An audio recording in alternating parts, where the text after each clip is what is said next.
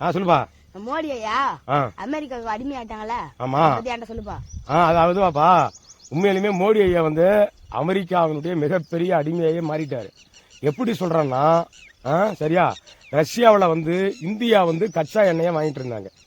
ரஷ்யாவில் இந்தியா வந்து கச்சா எண்ணெயை வாங்கிட்டு இருந்தாங்க. இதை யாரு பாக்குறான்னா, அமெரிக்காவுடைய அதிபர் ட்ரம்ப் பாக்குறாப்புல.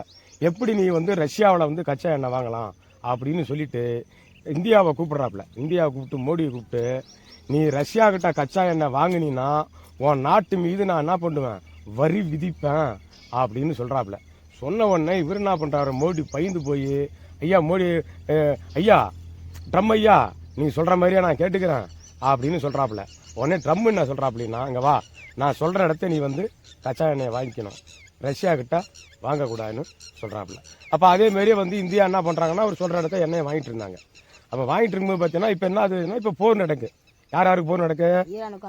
ஈரானுக்கும் அமெரிக்காவுக்கும் போர் நடக்கு. அப்ப அங்கிருந்து எண்ணெய் வந்து கச்சா எண்ணெய் சரி வர இந்தியாவுக்கு வரல. இங்க வராதனால இங்க என்ன பிரச்சனை ஏற்படுதுன்னா, சிலிண்டர் கேஸ் எல்லாம் இருக்குல்ல, தட்டுப்பாடு, பெட்ரோல் டீசல் தட்டுப்பாடு ஏற்பட்டு மக்கள் வந்து என்ன பண்றாங்க, பெரும் துயரத்துக்கு ஆளாகக்கூடிய ஒரு சூழல் வந்து இன்னைக்கு உருவாயிருக்கு.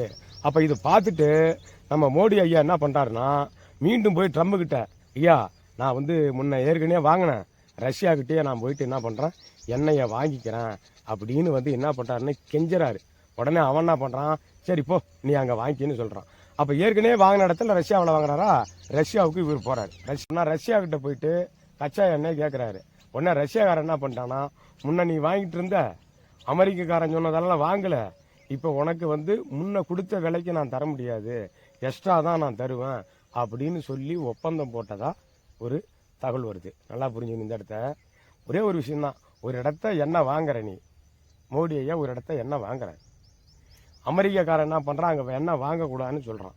நான் சொல்ற இடத்தான் வாங்கணும்னு சொன்னான்ல, இப்ப எண்ணெய் இல்ல, இப்ப நீ என்ன பண்ணும், ட்ரம்மை பார்த்து, ஓ நீ வந்து சொல்ற இடத்தான் நான் எண்ணெய் வாங்கினேன், அப்ப எனக்கு இப்ப எண்ணெய் தட்டுப்பாடு இருக்கு, எனக்கு எப்படியாவது நீ எண்ணெயை அனுப்பு அப்படின்னு தில்லா கெத்தாதானே சொல்லணும்.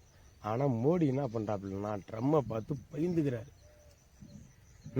ட்ரம்முக்கு அடிமையா மாறுகிறாரு. மோடி வந்து அமெரிக்காவினுடைய கைப்புள்ளை